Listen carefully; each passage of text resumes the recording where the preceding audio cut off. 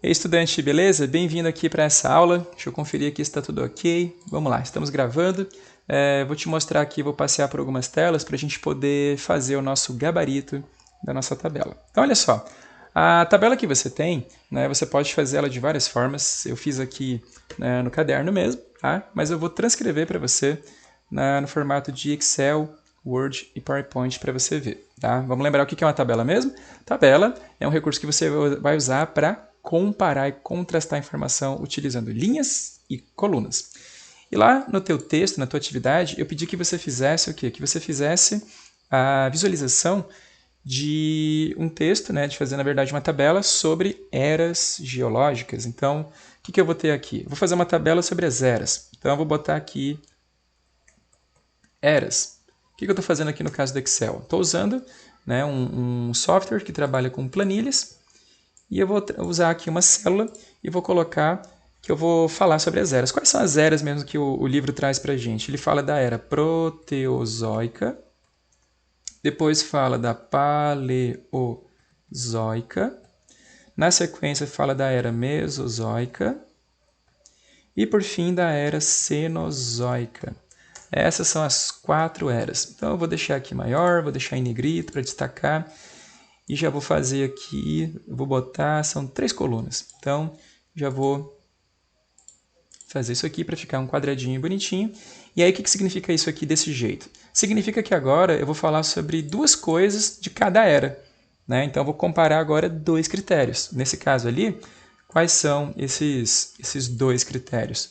Eu vou falar sobre o período, né, já que envolve uma questão de tempo, né? E vou colocar aqui em pauta as características de cada era. E como eu vou escrever um pouquinho mais, eu vou deixar aqui um pouquinho maior. Então, esse aqui ó, é o esqueleto da minha tabela. E agora eu vou colocar o quê? Eu vou colocar os dados para comparar era por era. Então, a era proteozoica é aquilo que passa de 560 milhões de anos, né, para trás. Então, eu vou botar aqui 560 milhões de anos. E o Paleozoico? Ele passa, né, por um período de 560 a 240 milhões de anos. Aí repara, ficou pequenininho, eu venho aqui, aumento um pouquinho para caber, fica tudo certinho. Na sequência, era Mesozoica, fica de 240 até 65 milhões de anos.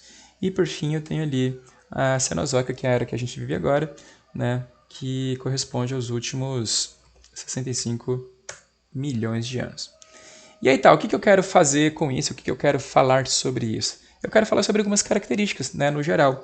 Então eu vou colocar aqui o quê? Que no Proteozoico eu tinha lá os continentes reunidos como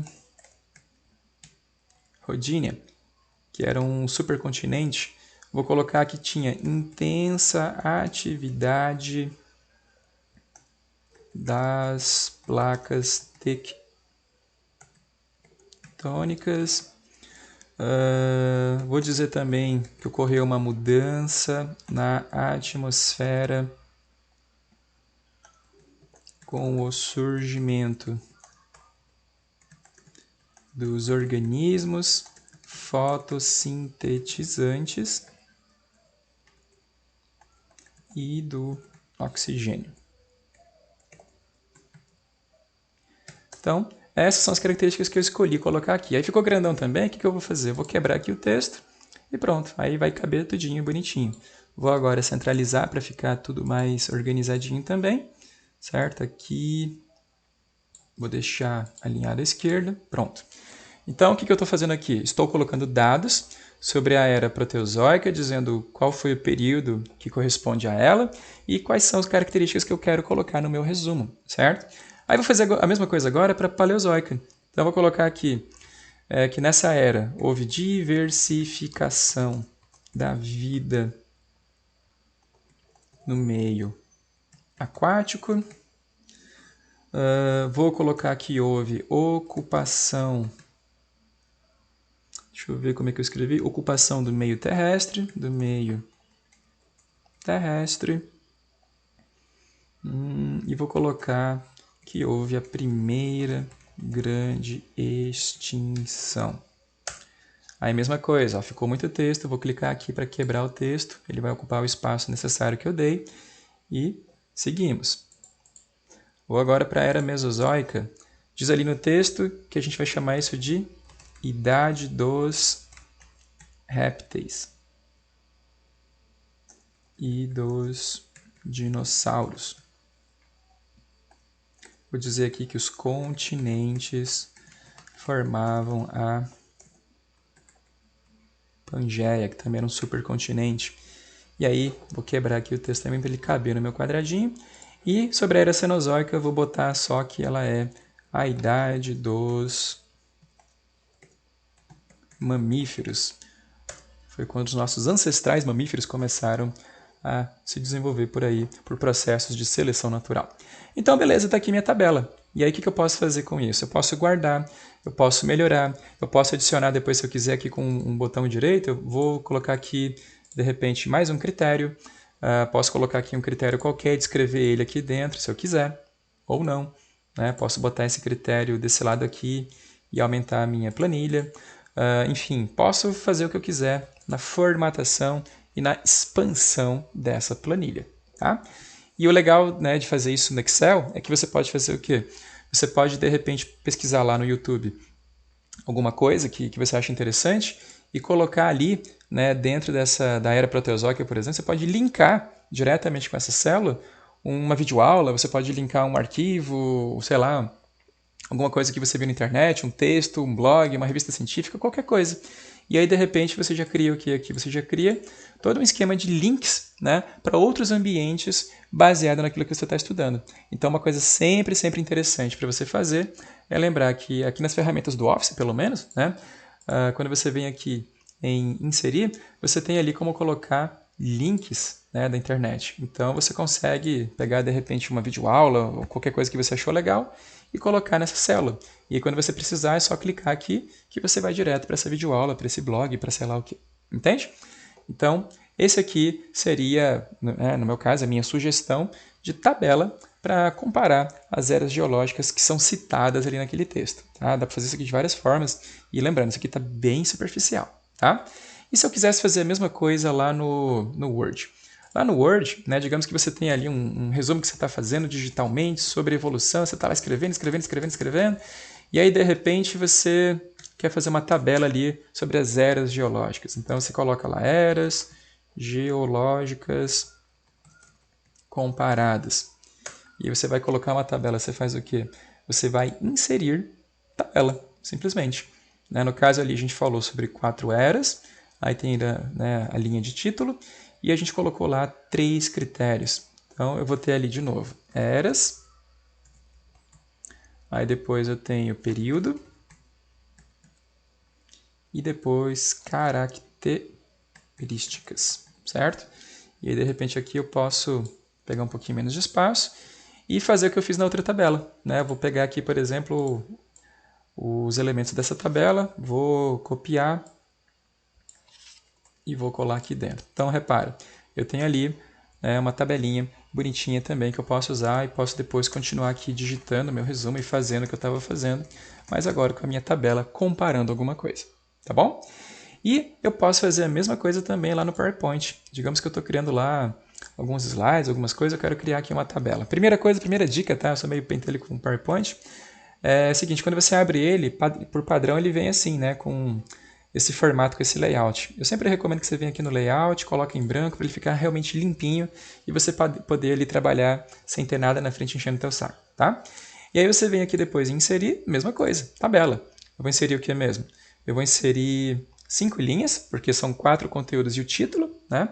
E 3 colunas. E aí a mesma coisa, eu vou falar sobre o que mesmo? Sobre as eras, sobre o período e vou dar ali umas características de cada período. Aí eu vou dar mais um espaço aqui para poder escrever mais. Eu volto aqui, né, na minha tabela que eu já tenho pronto, para não ter que escrever tudo de novo.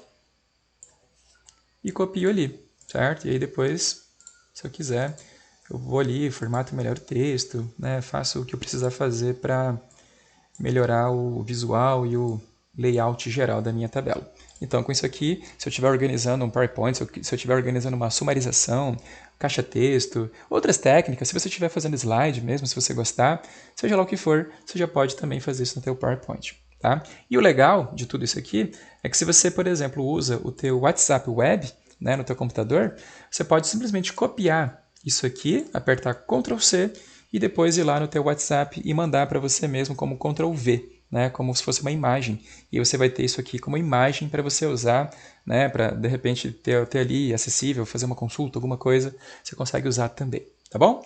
Então, basicamente era isso que eu queria mostrar para você, tá? Eu tenho aqui também essa mesma tabela numa versão escrita no meu caderno, mas recomendo para você que as tabelas, você, né, preferencialmente, eu recomendo que você faça em recursos digitais. Pelo menos até você ter ela pronta.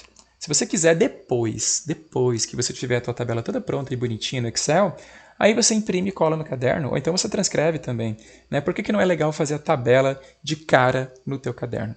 Porque é difícil você prever no teu caderno, numa folha, né, num papel físico, é difícil você prever a quantidade de espaço que você vai usar, nem sempre você tem certeza de como você vai organizar os critérios, nem sempre você tem certeza de como vai ser a sequência, né, dos elementos que você vai colocar.